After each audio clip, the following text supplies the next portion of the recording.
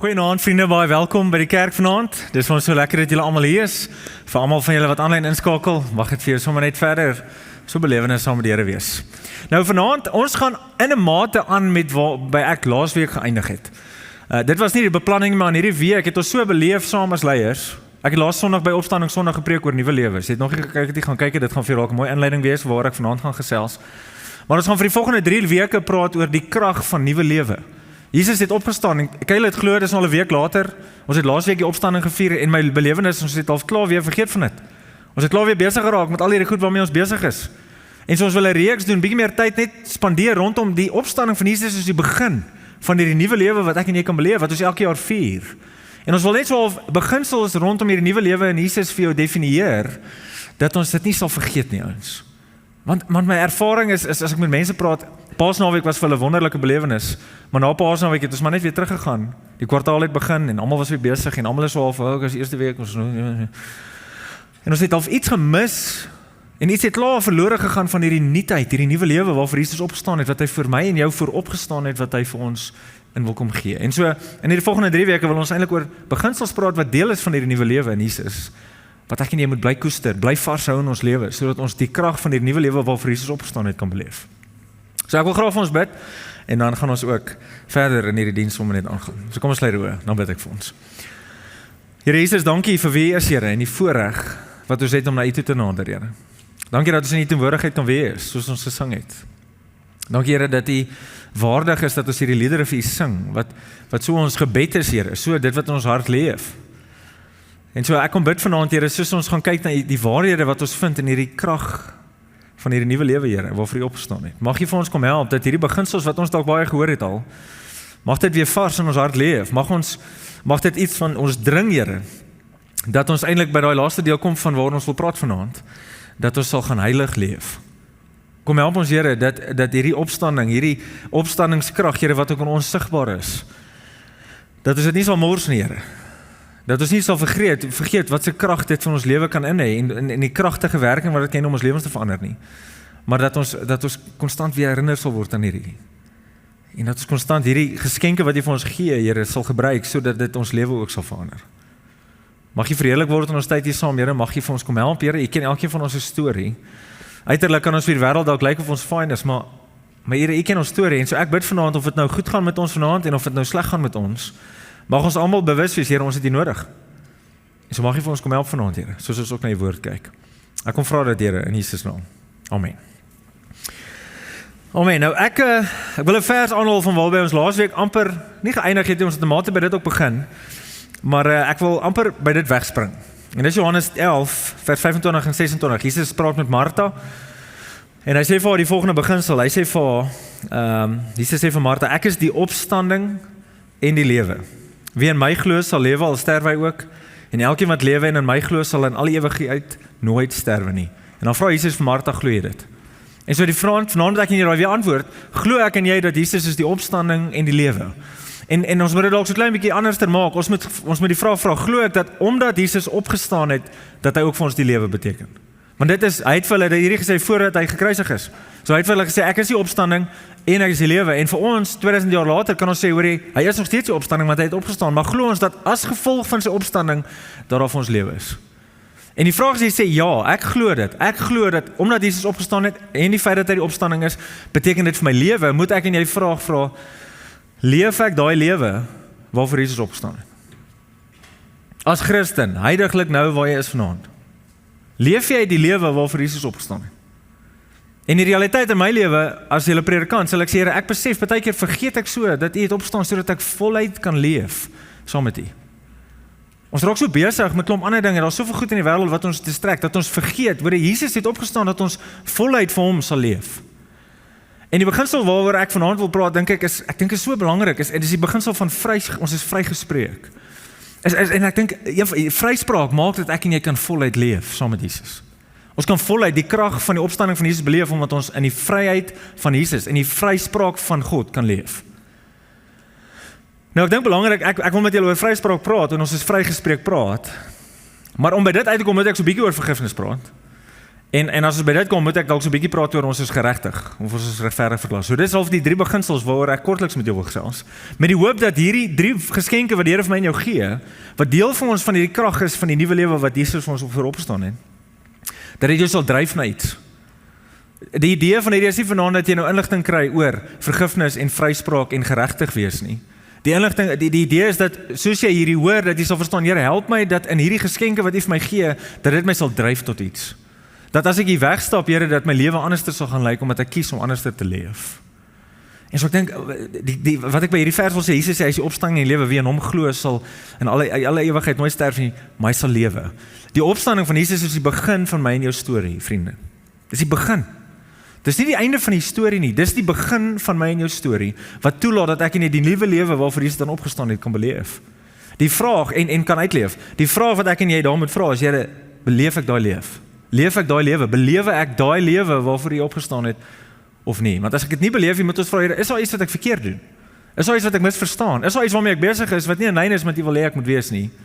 Want U het gestaan, U het gesê, is die opstanding in die lewe, so help my, Here, dat ek die lewe sal beleef dan, soos U dan gesê het. En so dink een van die eerste goed wat dit bewerkstellig, is vergifnis. Dink die wonderlike nuus van toe Jesus opgestaan het, 40 dae saam met ouens tyd spandeer het en die Heilige Gees uitgestort het, is die realiteit dat ek en jy vergewe kan word by die Here. Nou hier is vir niemand vir julle nuwe nuus nie. Dalk is jy nie hier vanaand en dis jou nuwe nuus. Ek is so bly jy is hier. Die wonderlike nuus vir jou vanaand is daar's goeie nuus dat jy kan weet dat die dag wat jy sê, Here, ek is jammer oor wie ek is. Ek besef ek het U nodig as Here en verlosser van my lewe. Here, ek is vuil van my sonde. Ek is ver verwyderd van U as gevolg van my sonde. Ek het U so nodig, Here. Kom wees Here en verlosser van my lewe. Vergewe my, was my skoon. Kom die Here en hy doen dit. Dis die wonderlike nuus van die opstanding van Jesus. Hy kom bring vergifnis vir my en jou wanneer ons vir hom dit vra. Dis nie 'n aansoek nie. Dink is belangrik hierdie. Partykeer ons voel ons so in ons vergifnis, soos ek vra vir die Here vergifnis en dit is so asof ek dit by hom los, soos 'n e-pos wat ek vir iemand stuur. Okay, en ek wag so dat iewers moet hy nou half terugstuur. Nou party van julle het dalk al vir my e-pos gestuur, jy wag dalk nog steeds dat ek reply. Dit gebeur. Ek is jammer, vra verskoning, WhatsApp my eerder, dis regtig beter. Dis nie hoe dit met die Here werk nie. Vergifnis met die Here is nie ek stuur 'n aansoek en ek hoop hy keer dit goed nie. Vergifnis is, Here, ek bely my sondes, ek besef ek het verkeerd gedoen, ek het berou vir wat ek gedoen het, ek besef dit verkeerd, Here, ek het so nodig dat U my sal kom skoon was. En in die genade en die opstanding van Jesus kom hy en hy sê, Willie, ek vergewe jou. Net in daai oomblik, vergewe jou. Vriende, dis nie jy moet 2 dae sleg voel, jy moet skuldgevoelens loop en dan word jy geregverdig sodat jy vergewe word nie. In die oomblik wanneer jy berou het oor jou sonde en belydenis doen vir jou sonde, kom die Here en hy vergewe jou. Hy vergewe jou dadelik. En die shocking waarheid vir party van julle wat julle vanaand moet hoor, die sonde waaroor jy vir jare lank al vergifnis vra, die Here het dit die eerste keer al vergewe. Iewers moet jy glo dat dit wat Jesus aan die kruis te doen het genoeg was, sodat jy in die vryheid van vergifnis kan gaan leef as 'n persoon wat vergewe is deur die Here. En so in Hebreërs 10 kom die skrywer van Hebreërs, ons weet nie wie is hy nie. Vers 10 in hoofstuk 10 skryf hy die volgende. Hy sê volgens die Here se wil is ons heilig gemaak deur die offer van die liggaam van die Here Jesus Christus eens en vir altyd. Ons is heilig gemaak. Heilig beteken skoon. Ons is skoon gemaak. Vergifnis beteken ons word skoon gewas in die Here Jesus. Ons is nie meer vuil in ons sonde nie, ons is skoon gewas. En die skoon word definieer deur ons is heilig. Ons word heilig gemaak deur die offer van Jesus. Dan skryf hy interessante ding vers 11. Hy sê elke priester staan wel dag vir dag en doen diens en bring oor en oor dieselfde offers wat nooit in staat is om die sonde weg te neem. Hierdie is die standaard, die wet gewees vir die priesters in die Ou Testament. Daagliks moes hulle 2 keer offers doen vir die sondes van die volk. Maar Jesus sê, hoorie, dit kan nie die sonde van die mense wegneem nie. Vers 12 sê, maar toe Christus vir altyd een offer ter wille van hulle sondes gebring het, homself, het hy aan die regterhand van God gesit. Hierdie is 'n bevestiging dat dit was vir God goed en aanneemlik, dat hy Jesus aanvaar aan sy regterkant, is die teken, een van die tekens, wel ons klomp tekens, maar dit is een van die tekens wat ons herinner, dat dit wat Jesus in die kruis gedoen het, volbring is genoeg was. Is die feit dat hy in heiligheid by God die Vader kon gaan wees het. Sedertdien vers 13 wag hy totdat sy vyand 'n voetbank vir sy voete gemaak word. Dit is my so interessante vers hierdie. Ons gaan nie oor dit praat vanaand, maar dit is my so interessant hoe die skrywer van Hebreërs 10 so half die goedheid van Jesus se offer bevestig as oorwinning oor sy vyand en dat die vyand eintlik so 'n voetstuk vir sy voete is. Dis so interessant, jy kan hierdie gaan bestudeer, dis 'n baie interessante gedeelte tussendeur al hierdie wat gesê word, maar hy gaan aan, hy sê vers 14, want deur een offer het hy hulle wat geheilig word vir altyd vervolmaak. Weereens, moenie hier mense, die skrywer van die Hebreërs praat hier van my en jou. As ek en jy tot bekering kom, weer gebore is en ons vra vergifnis van die Here, sê hy, want deur die een offer van Jesus het hy ons wat geheilig is, ons wat skoon gemaak is, vir altyd vervolmaak. Vir altyd. Dis nie 'n tydelike vergifnis nie, dis nie tydelike vrygestel word nie, nee, vir altyd het hy ons vermaak.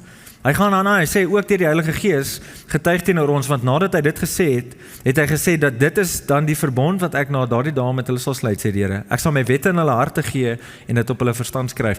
Ek dink dis wat gebeur wanneer ons lewe vir die Here gee, is hy kom skryf sy wil op ons hart. Wanneer ons vergifnis vra en ons ontvang die Heilige Gees en ons leef in eenheid met die Here, kom openbaar hy sy wil in ons lewe sodat ons soos hy ook kan leef. Dis die teken dat ons die Heilige Gees ontvang, is dat in onsself sal ons nie kan leef soos God wil nie, maar deur die Heilige Gees kom God en hy skryf sy wil in ons gedagtes en ons harte sodat ons soos hy wil leef. Maar dan skryf hy 'n baie mooi vers in die konteks van vergifnis en hy skryf vers 17 en hy sê ook aan hulle sondes en aan hulle wettelose dade sal hulle glad nie meer dink nie. Vers 18, waar daar vergifnis hiervoor is, word 'n offer vir sonde nie meer gebring nie. Waar daar vergifnis is daar nie meer offer nodig nie. So omdat Jesus volkome die offer gegee het, kan daar vir ons vergifnis wees en hoef daar nooit weer offer te wees nie. En so dis belangrik hierdie vir my, hy sê in vers 17, aan hulle sonde en aan hulle goddeloosheid dink ek nie meer nie. Ek het dit al baie gesê, maar dis belangrik dat jy dit hoor, wanneer ek en jy vir die Here vra, vergewe ons, vergeet hy nie my en jou sondes nie. Hy vergeet dit nie ons. Ek weet nie waar dit eintlik vandaan kom in ons geloof, dat ouens sê, jy moet vergewe en vergeet nie. Want dit is nie Bybelse beginsel nie. God wat alwetend is, wat alles weet, tot in alle ewigheid, is nie 'n God wat goed vergeet nie. Hy vergeet nie jou sondes nie, ouens. Inteendeel, daai evangelie, daai teologie is amper vir my 'n swakker teologie as wat ons in skrif kry. Skrif leer ons dat God wat alles weet, kies wanneer hy vergewe om nie meer daaraan te dink. Wat so belangrik is vir my en jou as ons dink aan vergifnis teenoor ander mense, is ons voel so of ek het jou vergewe, maar ek het nog nie vergeet nie. Ek dink nie die idee was jy moes ooit dit vergeet nie. Ek dink as die Here kies om nooit meer aan Willie se sonde te dink nie, moet hy my in staat stel dat wanneer iemand iets verkeerd aan my doen, dat ek sal sê, Here, help my om te kies om nooit weer daaraan te dink nie. Here, help my om nie die ou koeie uit die sloot uit te haal nie. Help my om nie deur die ou lens van goed na mense te kyk nie. Maar dat soos u kies om nooit weer aan my sonde te dink nie, Here, dat ek dieselfde vir ander mense sal doen. Dawid het iets van hierdie verstaan en hy skryf dit in Psalm 103. Hy sê, vers 8, dan skryf hy, barmhartig en genadig is die Here. So mooi beginsels. Barmhartig en genadig is die Here. Hy sê, barmhartig en genadig, dit is twee beginsels wat moet saamwerk. Barmhartigheid beteken, die oordeel wat ek en jy verdien, weerhou die Here.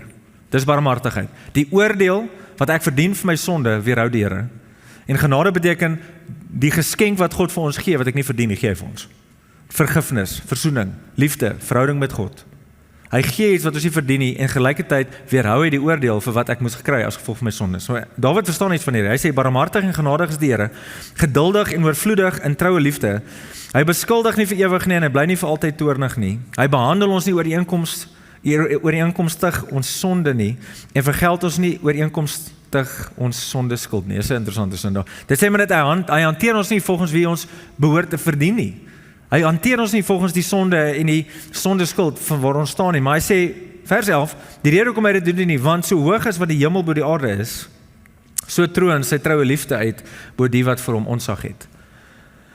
Die 83 vertaling sê vir die wat hom dien. Jy moet dit in jou Bybel highlight, merk, omkring dit.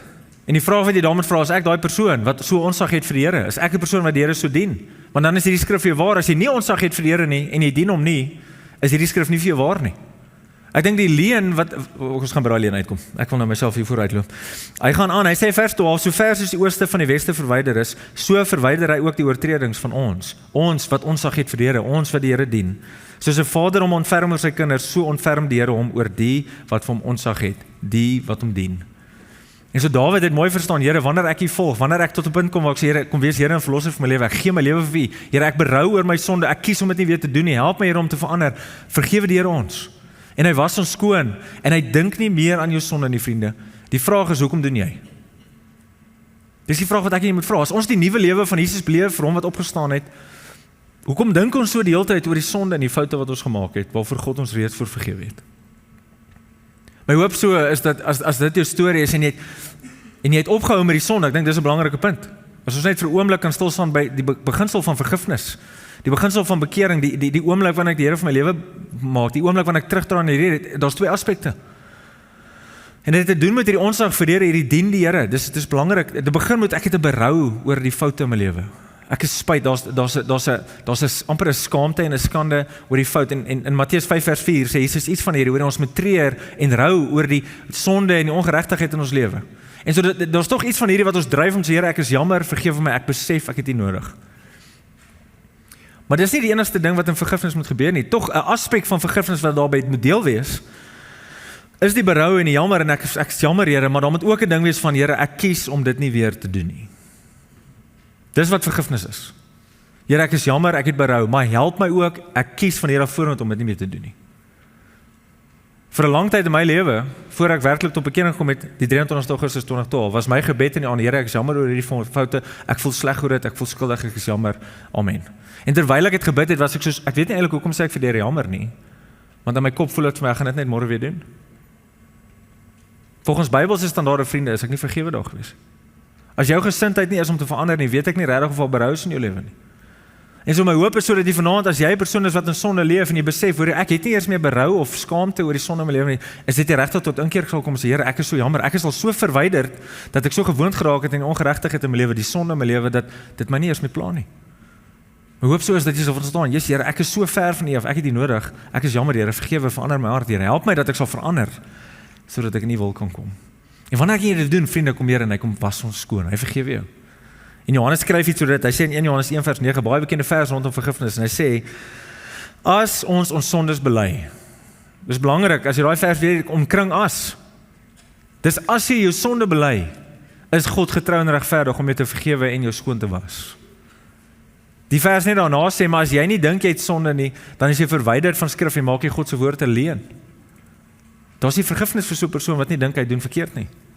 Maar Johannes skryf, hy sê, as jy jou sonde bely, God is getrou en regverdig en hy sal jou vergewe en jou skoon was. Dis wat vergifnis in ons lewe bewerkstellig. Dis deel van hierdie nuwe krag in die opstanding van Jesus. Dis deel van hierdie nuwe lewe waarvoor Jesus opgestaan het. En daar's dalk vir julle vanaand wat net besef, soos jy moet hier hoor, Jesus wil jou vergewe en wanneer jy jammer sê, hy vergewe jou in daai oomblik. Die idee is dat jy vanaand uitstap en besef, ek is 'n vergewe persoon, ek's vergewe in die naam van Jesus. Hoekom sal ek nie kan voluit leef as ek vergewe is nie? En dat is ons sê, Jesus, Here, dankie vir hierdie wonderlike geskenk wat ek nie kon bewerkstellig het nie, en dat U my vergewe. Maar vergifnis loop dan oor na hierdie volgende realiteit van vryspraak. Is my so 'n wonderlike beginsel hierdie. En ek meen, ek vat niks weg van vergifnis nie, dit begin so by vergifnis, ons het so vergifnis nodig. Maar vryspraak beteken, dit is 'n prokureursterme, dit is 'n wetlike term. Dit is meer eintlik baie algemeen in die wet dat jy's vrygespreek. Jy's nie meer skuldig nie, jy's nou vrygespreek, maar dit het groot teologiese implikasies vir my en jou. En so is 'n interessante term, maar wat dit beteken is die sonde skuld, die sonde las wat by jou gekoppel is van jou weggeneem. Die oomblik wanneer jy sê, Here, ek kom by dit die Here van my lewe sal wees, verlosser van my lewe sal wees, word ons vergewe en ons word vrygespreek omdat ons aanvaar dat die sonde las, die skuldbrief vir ons part aan die kruis vasgespijker is. En so Jesus het daai skuld, wel God het tegnies daai skuldbrief en daai skuldlas aan Jesus kom vaslaan en sê, weet jy sal vir Willie in sy plek kom sterf. En dis presies wat Paulus skryf in 2 Korintiërs 5 vers 21. Hy sê Christus was sonder sonde, hy was perfek, hy het nie sonde gehad nie.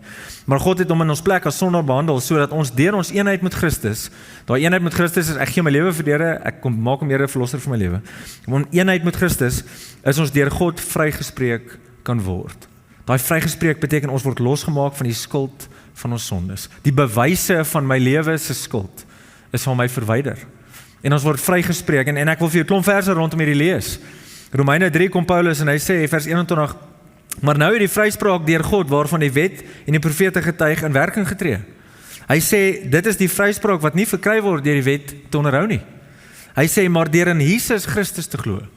Nou die vraag wat ek en jy moet vra is hierdie glo, wat beteken daai glo? Is dit dat ek net weet wat beteken hierdie? Is dit dat ek net weet van wat nodig is om gered te word? Is dit dat ek, wat beteken daai glo? Daai glo beteken nee, ek posisioneer Jesus in die middel van my lewe as Here en verlosser van my lewe. Ek gee oor, ek kom tot bekering, ek is weergebore, ek kom plaas Jesus eerste in my lewe dat hy nommer 1 sal wees. En so Paulus sê vir die ouens, maar deur in Jesus Christus te glo, dis God gee dit sonder onderskeid aan almal wat hierdie doen. Hy gee dit, jy word vrygespreek as jy vir Jesus kies. Maar dan sê hy 'n interessante vers, Romeine 3 vers 23, 'n vers wat ons eintlik moet skrik maak. Maar die wonderlike nuus van die evangelie kom herstel dit. Paulus skryf dat almal het gesondig, vers 23, almal het gesondig en het nie deel aan die heerlikheid van God nie. Ons het nie deel aan God nie. Ons is nie deel van God nie. Maar dan sê hy vers 24, maar hulle word sonder dat hulle dit verdien, dis genade, op grond van sy genade vrygespreek vanweë die verlossing deur Jesus Christus. Ons word vrygespreek deur die verlossing van Jesus ouens. Dit wat Jesus gedoen het. En dan som hy al die 2 verse saam, aan die einde van die gedeelte, het sê, hom het God gegee as offer, wat deur die bloed versoening bewerk het vir die wat glo. Hierdeur het God getoon wat sy vryspraak behels. Hy het die sonde wat hy voorheen in verdraagsaamheid tydelik ongestraf laat bly vergewe. Die klomp sonde van die Ou Testament, die Israelitiese volk wat daagliks offers gedoen het God tydelik ongestraf gelaat. Hy het dit vergewe in Jesus, maar dan sê hy ook, maar hy het ook getoon wat sy vryspraak in die teenwoordige tyd behels. Hy oordeel regverdig deurdat hy elkeen wat vrygespreek word, hy elkeen vryspreek wat in Jesus glo. En so hy sê so in hierdie nuwe verbond, hierdie nuwe bedeling in die huidige teenwoordige tyd, word ons vrygespreek as ek my geloof en my vertroue en alles wat ek het in die Jesus plaas en dit wat hy in die kruis en opstanding vir my en jou gedoen het. Ons word vrygespreek ouens. Die las, die sonde skuld, die sonde las wat God raak gesien het toe hy na Willie gekyk het Jesus kon verwyder toe hy in die kruis vir my en jou gesterf het. En so daar's geen skuldeis of skuldlas wat met in jou naam gelas word nie. Daar's niks wat jou mee aankla by die Here nie. En my vraag sal wees soos, hoekom lewe ons nog dan mense wat volgens sonde beheer word? Hoekom bly ons dan teruggaan na hoe die wêreld sê ons moet leef en te lyk soos die wêreld? Hoekom kom ons nie op 'n punt dat ons sê Here, in die vryheid en in die vergifnis en in die vryspraak van Jesus kan ek voluit die nuwe lewe waarvoor Jesus opgestaan het beleef? Maar die realiteit is, as ek net hierdie laaste week kan opsom, is dat laas week by opstanding Sondag was ons almal opgewonde. Ons gaan die nuwe lewe saam met Jesus leef. Ons gaan opgewonde wees oor Jesus wat vir ons opgestaan het.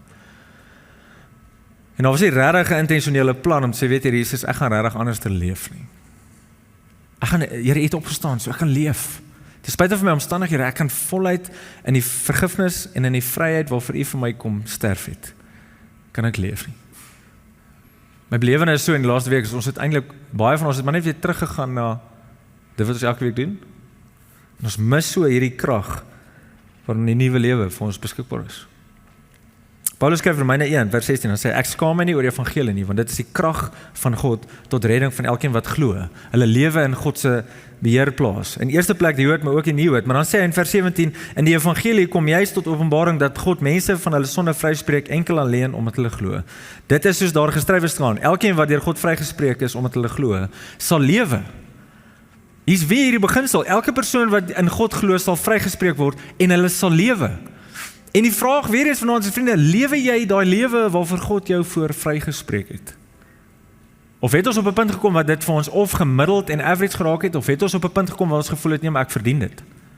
Albei van hierdie is baie sondig en baie selfsugtig en hartvol trots. Ek dink ons, as dit jou hart is, my hoop sê, dis ons Here help my dat ek weer verstaan hoe groot is hierdie vryspraak wat jy vir my werkstellig het. En so laaste vers wat ek oor hierdie vir jou wil lees is in Romeine 4, waar Paulus skryf, vers 23, hy sê, dat hy Abraham vrygespreek is deurdat hy geglo het, is nie ter wille van net hom opgeteken nie, maar ook ter wille van ons wat vrygespreek sal word. Ons wat in God glo, wat Jesus die Here uit die dood het opgewek het. Hy is vanweë ons oortredings oorgelewer op Goeie Vrydag en is opgewek op Sondag, sodat ons vrygespreek kan wees. Jy is vrygespreek ouens soos jy vir Jesus gekies het. En so iets wat hierdie vryspraak bewerkstellig, ons word vergewe, en soos ons vergifnis met Jesus beleef, word ons vrygespreek van die sondelas en die mag van sonde.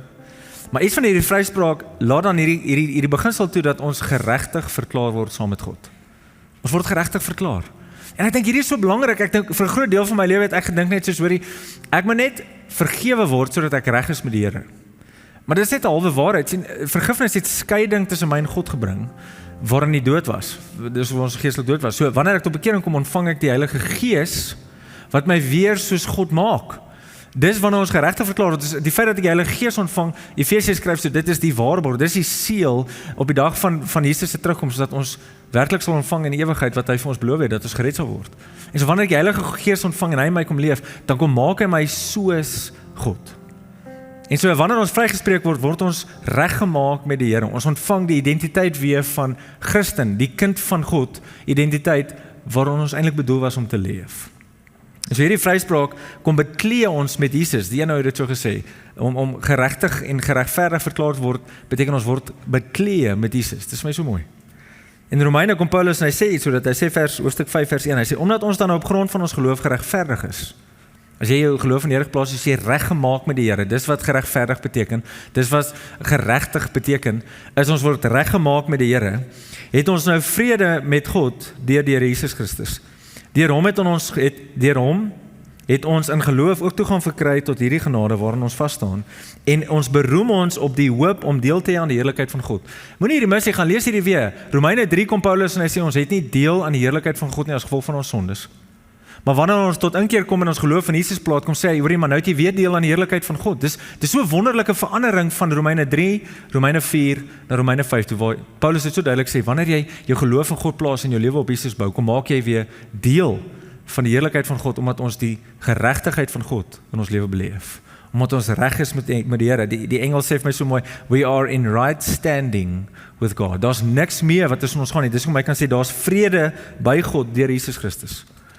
En so in Romeine 5 is die hele tyd hierdie spanning tussen Adam en Jesus. En as gevolg van sy ongehoorsaamheid het goed gebeur, en die gehoorsaamheid van Jesus het daar seker goed gebeur. En ek wil vir jou 2 verse van dit lees. Hy skryf, in vers 18 sê hy, daarom dan soos daardeur die oortreding van een mens, wat Adam was, veroordeling oor alle mense gekom het, oor ons almal gekom het daar ook deur die een mens, Jesus se gehoorsame optrede vir alle mense regverdiging tot die lewe gekom het. Maar soos daar deur die ongehoorsaamheid van een mens baie mense tot sondaars gemaak het, so ook sal deur die gehoorsaamheid van een mens baie mense geregverdig word. Moenie hierdie mis nie, ons. Vers 18 skryf Paulus, hy sê, deur die een mens se gehoorsame optrede is daar vir alle mense regverdiging tot die lewe gekom. Dis wat daar is, tot jou beskikking. Maar dan skryf hy vers 19, hy sê, maar deur die gehoorsaamheid van een sal baie mense geregverdig word. Dit sê nie alle mense gaan regverdig word nie. Dus wanneer ek en jy ons geloof in die Here plaas, Here, ek kies U, ek vertrou U met my lewe, wat ons reg gemaak word met die Here en geregtig en regverdig verklaar word. En so die vraag wat ek en jy moet vra in hierdie beginsels, in vergifnis en in vryspraak en in reggemaak word met die Here, geregtig verklaar word, regverdig verklaar word met die Here, is wat maak ons met hierdie geskenke wat God vir ons gegee het in die nuwe lewe van Jesus? Wat maak ons? Wat is die reaksie? Wat is ons reaksie wanneer ons vergifnis ook beleef en vrygespreek is en reg is met die Here? Die een persoon het sê, ek is so dankbaar vir die Here, dat hy vir my gesterf het en dat ek vergifnis het en reggemaak is met die Here en vrygespreek is. En my vraag vir daai persoon was, maar hoe leef jy daai dankbaarheid uit? In 1 Johannes, dis nie 'n vers op raamwerk, ek dink dit nou na daai vers, 1 Johannes 3 vers 18 skryf Johannes, hy sê, ons liefde teenoor mekaar, moenie net lippetaal wees, maar ook moet in dade bewys word en in opregtheid uitgeleef word. En ek dink as dieselfde teenoor die Here, as jy regtig dankbaar is vir die Here vir sy vergifnis en die vryspraak en reg wees met die Here, moet die uitvloeisel tog wees, Here, help my dat in dankbaarheid dat ek op 'n manier leef dat die wêreld sal sien daar's 'n nuwe lewe in Jesus omdat Jesus opgestaan het. En ek dink is hierdie beginsel, Here, help ons dat ons as kerk en individue, dat ons as jy uitgaan, dat ons gaan heilig leef as gevolg van hierdie geskenke wat U vir ons gegee het omdat U opgestaan het. En so in Titus 2, ek het laasweek vir die van julle was gesê oor jy met hierdie gedeelte gaan lees. Titus 2 vers 11 tot 14. En ek wil dit eintlik vir jou vanaand lees. En Paulus skryf die volgende, hy sê die verlossende genade van God het verskyn vir alle mense. Weereens kom Paulus en hy definieer weer, hierdie genade van God wat verlossing bring is vir alle mense. Dis vir alle mense, dis vir almal van ons wat hier is, almal aanlyn, dis vir almal, dis vir alle mense die hele wêreld. Maar dit is tog die mense wat die keuse maak dat dit hulle lewe verander, wanneer hulle lewe vir God gee, wat die volgende realiteit is. Hy sê, die verlossende genade van God het verskyn vir alle mense. En dan sê hy, en dit voed ons op. Hierdie ons is die mense wat dit aangeneem het, en aanvaar het, dat Jesus aan die kruis gesterf het vir hulle en opgestaan het, en hulle Here verlosser van hulle lewe gemaak het. Sê hy, hierdie voed ons op, dit verander iets in jou. As jy hierdie verlossende genade van God ontvang, dit voed jou op, dit verander iets in jou lewe, en my hoop so is dat jy nog daai verandering uitleef. En hy sê, dit voed ons op 3 maniere. Hy sê, sodat ons in hierdie bedeling, terwyl ons nog op aarde is, 3 goed sal doen. Hy sê dat ons verstandig sal lewe, dat ons regverdig sal lewe, en dat ons Godvreesend sal leef. Dis die 3 goed wat Paulus hier definieer. Is wanneer ons die verlossing van God ontvang het, Here, help my dat ek verstandig sal leef. Here, help my om mooi te evalueer, waarmee is ek besig? Op 'n ander gedeelte sê Paulus, ons moet seker maak dat ons die beste gebruik maak van elke oomblik. Here, is ek nog verstandig met hoe ek my lewe saam met U uitleef in hierdie bedeling, in hierdie lewe? Is ek nog verstandig as 'n persoon wat U volg? Here, lewe ek regverdig? Lewe ek reg met U? Lewe ek in geregtigheid soos U dit verwag? Lewe ek binne in U wil soos U dit wil hê? Is my reaksie op die geskenk van vergifnis, vryspraak en geregtigheid, Here, dat ek geregtig leef? Dat ek op so 'n manier leef wat nog steeds binne in U wil is? En eintlik laaste vraag, Here, is lewe ek as 'n Godvreesende persoon? Die 83 vertaling sê, ons is vol Gods vrug. Is dit sigbaar in jou lewe, dat jy die vergifnis en die vryspraak en geregtigheid van God ontvang het, dat jy op so 'n manier leef, dat daar vrug in jou lewe is, wat vir die wêreld getuig dat jy vir Jesus volg. En so Paulus definieer hoe hierdie moet lyk. Hy sê, wanneer ons hierdie doen, ons verstandig lewe, wanneer ons regverdig lewe en godvreesend lewe, sê hy, ons sal die goddeloosheid en die wêreldse begeerlikheid verwerp. Ons sal dit verwerp, ons sal die sonde en die begeerlikhede van hierdie wêreld sal ons verwyder. Ons sal sê, ek het niks met dit meer te doen nie, dis nie meer waaroor ek droom nie, dis nie meer wat ek wil hê nie. Nee, ek wil vir die Here hê. So dis aan die een kant dat hy sê, verwerp wat die wêreld sê is reg en goed en mooi, en aan die ander kant dan sê hy, en ons sal uitsien na die salige hoop en die glansryke verskyning van ons groot God en die verlosser Jesus Christus. Paulus definieer, hy sê, ons gaan breek met wat die wêreld sê is belangrik, en ons gaan ons fokus so op die Here plaas, en met verwagting leef dat hy terugkom, soos hy gesê het hy gaan, en dat ons hom sal verwag, soos hy gesê het hy sal kom. Dis die reaksie wanneer ek en jy vergifnis, vryspraak en geregtigheid van God ontvang is, Here, ek wil verstandig, regverdig en godvreesend leef. En so in Efesiërs 4 kom Paulus en hy skryf hierdie volgende in vers 21, hy sê, julle het tog van hom gehoor, en omdat julle sy volgeling is julle onderrig volgens die waarheid wat in Jesus is. En so, jy is onderrig in die waarheid wat Jesus is, maar dan skryf Paulus vir jou hierdie, hy sê, hou dan op om te lewe soos julle vroeër gelewe het. Breek dan nou met die ou sondige mens in julle wat deur sondige begeertes verteer word. En dan sê hy, julle gees en gedagtes moet nuut word. Lewe as nuwe mense wat as beeld van God geskep is. Lewe volkome volgens die wil van God en wees heilig. Die NIV sê dit so, dit sê, you were taught with regard to your former way of life, to put off your old self, which is being corrupted by its deceitful desires, to be made new in the attitude of your mind, and to put on the new self, created to be like God in true righteousness and holiness. Ek dink dit is so wat ons getuienis as kerk moet wees, ouens. Is dat ons met true righteousness en holiness sal leef. Dat ons sê, Jesus, Here, help my. Dankie, Here, vir wat jy vir my gedoen het, maar my dankbaarheid, Here, wil ek op so 'n manier uitleef, dat die wêreld sal weet, Here, ek wil regverdig en heilig saam met U ook leef. Dit is so my hoop dat dit ons as kerk se besluit sal wees, dat ons sê, ek wil so leef. Nou, ek dink, die beginsel van vryspraak is dalk vir baie van ons 'n bekende term. En hoofsaaklik dalk omdat dit in die wapenrusting baie duidelik is. Ons moet die gordel van waarheid aantrek, en dan moet die borsharnas van vryspraak moet ons aantrek. Of die 2020 vertaling sê, ons moet die borsplaat van geregtigheid moet ons dra. Nou was my baie interessant, een van die kommentare wat ek gelees het, nou, vandag toe ek met my vrou praat oor het, sê sy, party van die mense weet nie wat kommentare is nie, hulle gaan dink is 'n Facebook post. Dis nie wat dit is nie. Okay.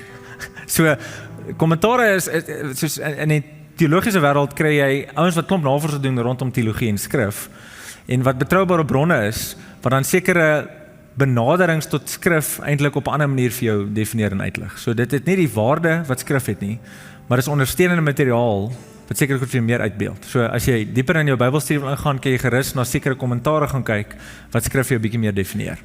Alright, so dat almal nou net weet. Een van die kommentare wat ek net weer gelees het, iets so oor die wapenrusting vir my iets moois gesê. En het amper die wapenrusting in 2 gedeeltes opgedeel. En dit is amper iets van ek wil nou al 'n passiewe en 'n aktiewe deel gedefinieer. En Helga het eintlik nou so al vir beter gedefinieer. Dit is meer soos 'n defensive wapenrusting en 'n soos 'n active, soos aanvallende wapenrusting deel. Soos die swaard kan jy mee veg en die skild kan jy keer. Maar die borsplaat van vryspraak en die helm van verlossing en die gordel van waarheid, dis nie goed wat jy gaan gebruik om iemand mee te slaan nie, verstaan? Dit is nou nie iets wat jy gaan doen nie. En dit is so mooi eintlik, as ons dan die beginsel vat van ons het die borsharnas van vryspraak ontvang, is dat die Here het vir ons sekere wapens gegee in ons lewe, wat hy vir ons gegee het, sodat ons kan staande bly, wanneer ons sekere aanvalle van die duiwel mis, wanneer daar sekere blinde kolle in ons lewe is, waarvan ons nie bewus is nie, het ons die borsharnas, as ons hierdie van die beginsel van vryspraak mooi verstaan, het ons die borsharnas van vryspraak om ons te help, sodat ons kan staande bly, wanneer daai vuurpyl van die vyand op ons lewe kom. Hy definieer dit so in Efesiërs 6, hy sê, neem daarom die volle wapenrusting van God op, vers 13, sodat jy op die dag van onheil weerstand kan bied. Dit gaan kom, ons. As jy gelowig is, as jy die Here volg, jy moet weet, soos ek wens dit nie vir jou, maar dit gaan kom.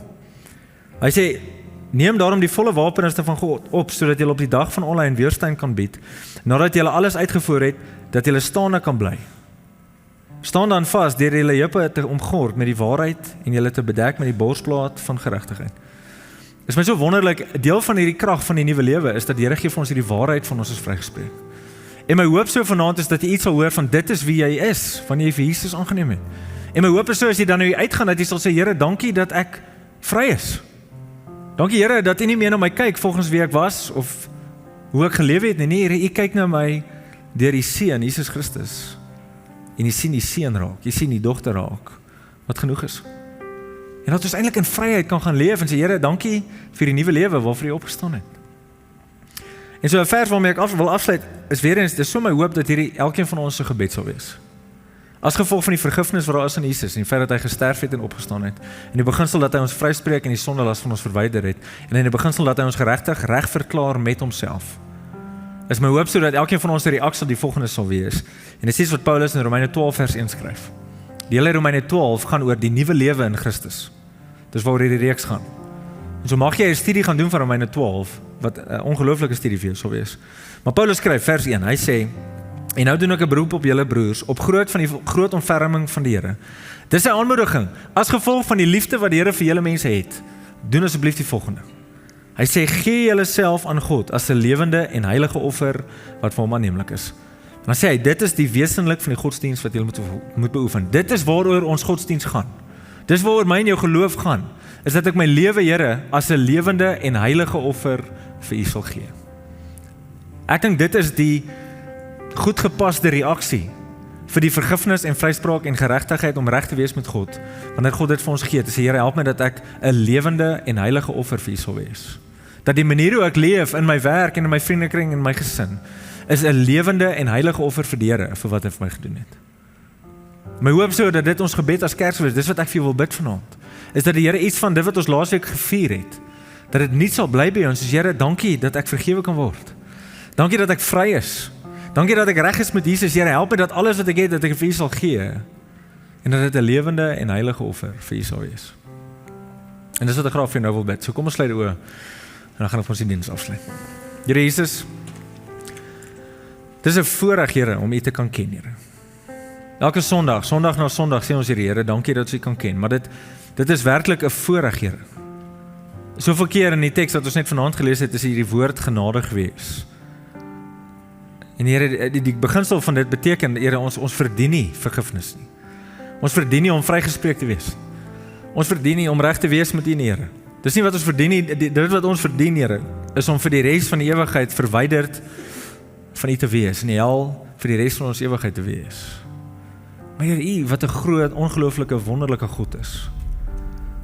Here, soos Dawid sê, wat sy liefde tot in die hemele strek, Here. Here, U het gekies, Here, om U lewe te gee, te sterf en op te staan en te sê, Here, ek is die opstanding en die lewe. En in die opstanding het U vir ons 'n lewe beskikbaar gestel waarin ons vergewe kan word, vry kan wees en reg met U. My hoop so vir ons as kerk, Here, ouens wat op 'n great plek met U is, en ook ouens wat diep in sonde leef op die oomblik. Mag ons almal op dieselfde manier vanaand tot inkeer kom en sê, Here, maak dit weer vir ons nuut hierdie nuwe lewe waarvoor U opgestaan het. Dat dit nie vir ons afgewater of oud word nie, maar dat daar iets van 'n krag vir ons gevind sal word, wanneer ons dankbaar is vir vergifnis, en dankbaar is vir vryspraak, en dankbaar is, Here, dat daar niks meer tussen ons en U staan nie. Sodat wanneer ek na U toe nader, soos Jakobus sê, Here, dat U na my toe terugnader. Mag ons as kerk om help, dat ons wanneer ons uitstap, Here, dat ons gaan heilig leef, 'n lewende en heilige offer vir U sal wees.